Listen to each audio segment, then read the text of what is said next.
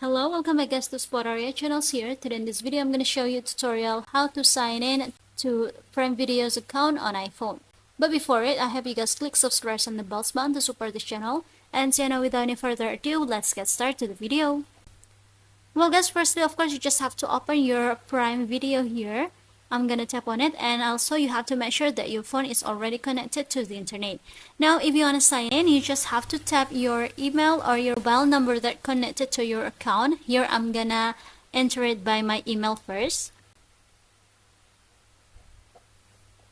In this page you have to enter and fill your account's password first.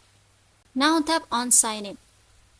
And yes, you can see we have to solve this puzzle to protect your account first, because this is to make sure that we not a robot, guys. So here I'm gonna skip it for the video maybe.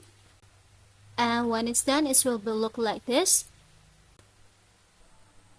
And yeah guys, when it's successfully logged in, it will look like this. Just go ahead to your account. So yeah, I think it's enough from me, a tutorial how to log into Prime Video on iPhone. Thank you for watching this video. Don't forget to leave your like and comments below, and I'll see you soon on the next one. Goodbye.